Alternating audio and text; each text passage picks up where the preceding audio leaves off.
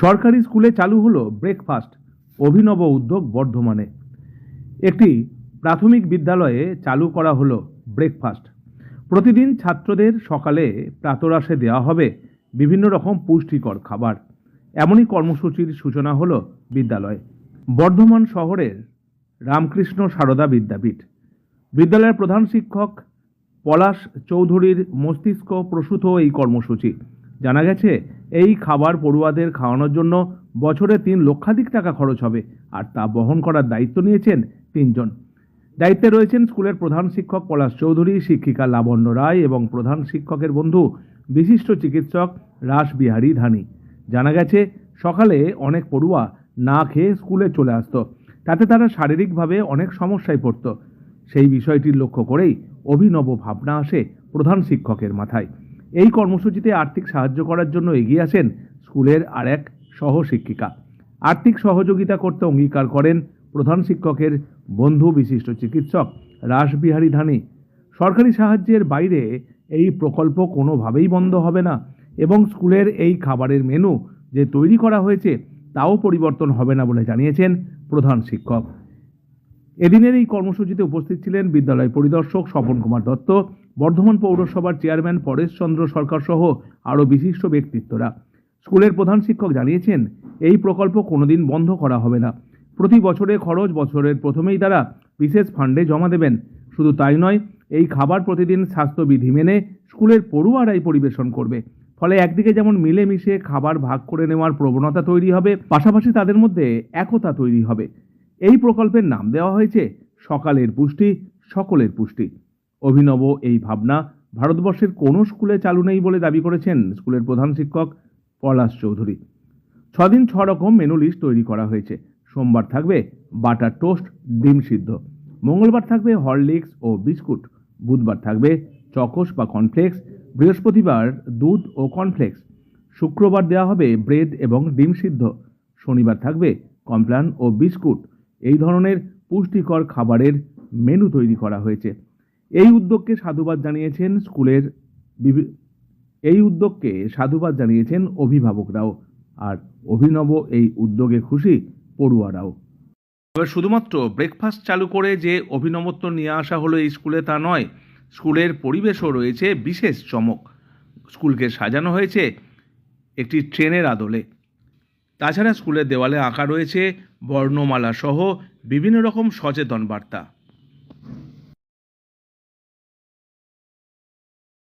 এক বন্ধুর সহযোগিতায় আমরা গভর্নমেন্টের যে মিড ডে মিল স্কিম আছে তার বাইরে আমাদের স্কুলের একটা নিজস্ব ব্রেকফাস্ট প্রকল্প আমরা চালু করলাম, যার নাম দিয়েছি সকালের পুষ্টি, সকলের পুষ্টি। আমরা দেখেছি যে অধিকাংশ বাচ্চা সকালবেলায় প্রায় লাইনে এসে মাথা ঘোরে বা বমি করে। তো আমরা এর কারণ জানতে চেয়ে আমরা বুঝতে পেরেছি যে বাচ্চারা অধিকাংশ সময় কিছু না খেয়ে স্কুল আসে, এবং যেসব বাচ্চারা কিছু খেয়ে আসে তারা অস্বাস্থ্যকর খাবার, ম্যাগি, চাউমিন খেয়ে আসে। তো আমাদের এটা দেখে মনকে নাড়া দেয়। তো আমার এক সহকর্মীকে এবং আমার অন্যান্য শিক্ষক শিক্ষিকাদের সাথে আলোচনা করে আমরা ঠিক করি যে যদি নিজস্ব একটা ব্রেকফাস্ট চালু করতে পারি, তাহলে সকালবেলায় ছেলেদের একসাথে বসে যদি খাওয়ানোর ব্যাপারটা যদি আমরা করতে পারি, তাহলে গার্জেনদের অনেকটা সুবিধা হয়।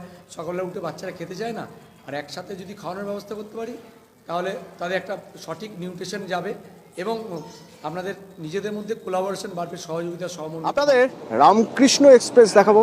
এই রামকৃষ্ণ এক্সপ্রেস কোনো স্টেশন থেকে ছাড়ে না, সেটাও বলছিলাম। আসলে এই রামকৃষ্ণ এক্সপ্রেসের একবার ছবিটা দেখুন, আপনি দেখলে বুঝতে পারবেন। এই রামকৃষ্ণ এক্সপ্রেসে উঠলে কিন্তু আপনাকে টিকিট কাটতে হবে না, কিন্তু হ্যাঁ, এই যে কেউ খুশি এই ট্রেনে উঠলেই সঙ্গে সঙ্গে তার অভিভাবকের কাছে চলে যাবে খবর, অর্থাৎ ডিজিটাল অ্যাটেন্ডেন্স পড়ুয়াদের জন্য। পড়ুয়া ক্লাসে ঢুকলো, স্কুলে ঢুকলো, কখন বেরোলো, সব কিছু পৌঁছে যাবে মা বাবার কাছে, অভিভাবকের কাছে। এমনকি যে ক্লাস হচ্ছে সেই ক্লাসের রেকর্ডিংও পৌঁছে যাবে মা বাবার কাছে, এবং ইন্ডিভিজুয়ালি প্রত্যেকটা ছাত্রের জন্য আলাদা আলাদা প্রোফাইল পর্যন্ত করা হয়েছে। তো এরকম ভাবনা এলো কোথা থেকে? আচ্ছা, এই সব কিছু করতে ভালোই খরচ, তো সে পয়সাই বা আসছে কোথা থেকে? এই অভিনব উদ্যোগে শিক্ষকদের পাশাপাশি অভিভাবকরা, পড়ুয়ারা, তারাই বা কতটা খুশি, সেই সব জানতে রামকৃষ্ণ এক্সপ্রেসে আমার প্রতিনিধি শরদিন্দু। এ তো এক অভিনব উদ্যোগ।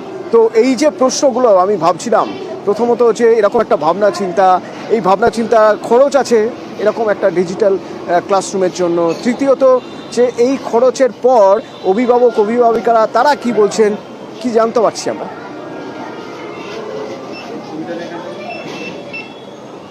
একেবারেই অতনু, দেখো সরকারি অবৈতনিক প্রাথমিক স্কুল এবং সেই সরকারি পরিকাঠামোর সীমাবদ্ধতার মধ্যেও যে সদিচ্ছা থাকলে ভালো কিছু করার একটা ইচ্ছা যদি শিক্ষক শিক্ষিকাদের মধ্যে থাকে তাহলে কিন্তু অনেক কিছুই করা যায়, এমনটাই দেখাচ্ছে এই বর্ধমানের রামকৃষ্ণ সারদাপীঠ বিদ্যালয় প্রাথমিক শিক্ষা কেন্দ্র।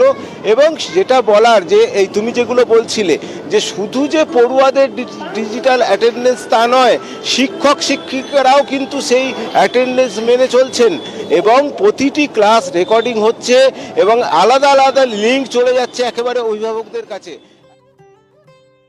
স্কুল হবে অথচ ব্যাগ আনতে হবে না, বইতে হবে না বই, এমনই অভিনব ভাবনা বর্ধমানের একটি সরকারি প্রাইমারি স্কুলের। এদিন তারা শুরু করলেন নো ব্যাগ ডে নামে এক নতুন কর্মসূচি। প্রতি শনিবার পড়ার বই নিয়ে ব্যাগ নিয়ে স্কুলে আসতে হবে না পড়ুয়াদের, বইয়ের বোঝা বইতে হবে না। অভিনব উদ্যোগ বর্ধমানে শ্রী রামকৃষ্ণ সারদা বিদ্যাপীঠের। স্কুলের প্রধান শিক্ষক পলাশ চৌধুরী জানিয়েছেন, ছাত্ররা শনিবার স্কুলে আসতে চায় না, তাই শনিবার তাদের জন্য অন্য রকম হবে। শনিবার সরকারি নিয়ম মেনেই তারা স্কুলে আসবে, কিন্তু পিঠে থাকবে না কোনো ব্যাগ, থাকবে না কোনো বই। স্কুলে খেলার ছলে বিভিন্ন রকম শিক্ষামূলক ক্লাস নেওয়া হবে, শেখানো হবে হাতের কাজ, নাচও শেখানো হবে ওই দিন। ডিজিটাল পদ্ধতি প্রয়োগ করে পড়ুয়াদের শিক্ষা দেওয়া হবে, থাকবে বিভিন্ন রকম পুরস্কার, যাতে শনিবার স্কুলমুখী হয় পড়ুয়ারা, এমনই ভাবনা। এমনিতেই স্কুলে বেশ কিছু অভিনব ভাবনা ইতিমধ্যেই চালু হয়েছে পড়ুয়াদের জন্য ব্রেকফাস্টের ব্যবস্থা, যা